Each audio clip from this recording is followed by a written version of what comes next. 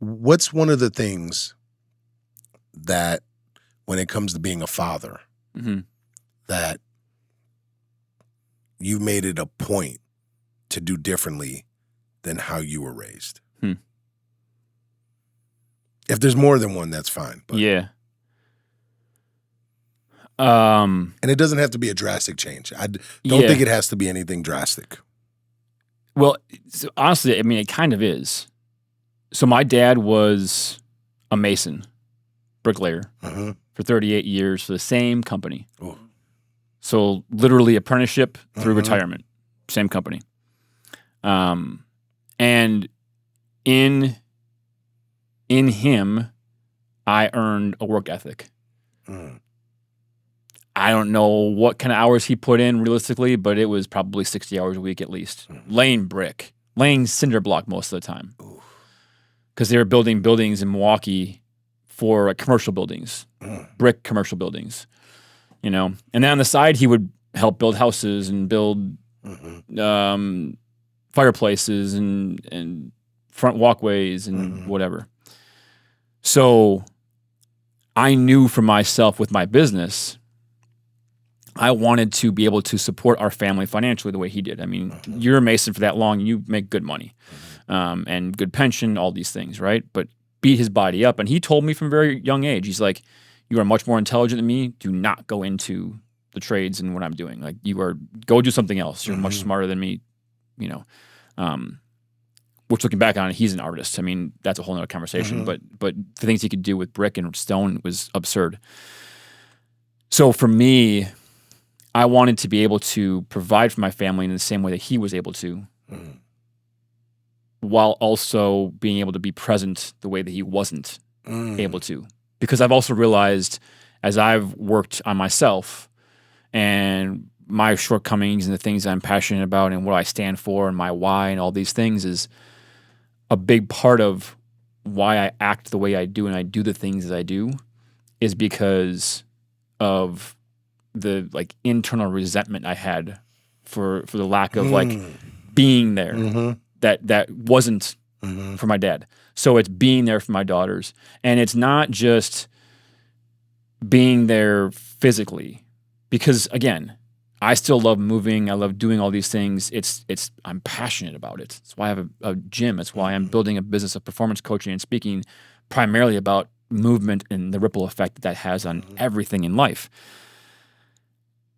But it's being present with and finding ways to connect emotionally and to have conversations and you were just something about, being stubborn. I was talking the other day, and I make a point of this because we have twins, and Natalie is our more soft-spoken. She just kind of goes with the flow, and Brennan she's like me, basically, right? Competitive, has to win everything, even if it's not a competition, has to win it somehow, some way.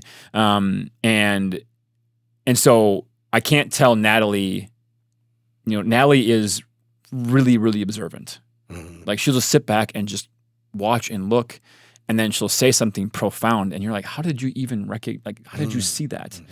And so I told her, I'm like, one of your superpowers is being really observant. I told Bryn, one of your superpowers is being incredibly competitive. And in Bryn's case, I told her, I'm like, right now, in this chapter of life that we're in, it's really challenging sometimes for me to not get mad at the competitiveness that you have. But it will serve you really well in your life down the road. And I mean, she's 8, 9, and you can say what you want about kids' minds and how they develop, and well, that doesn't matter to her right now. She's only 9 years old. She can't internalize that. I would say, bull. Yeah.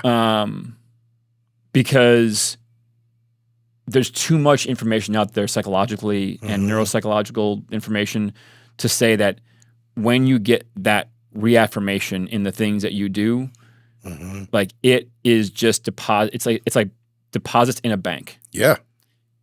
With interest, right? Over time, that stuff grows, and it builds this underlying resiliency and understanding that and this is a lot of what I talk about. So my why is to lead like a big brother so that people find the courage to believe in themselves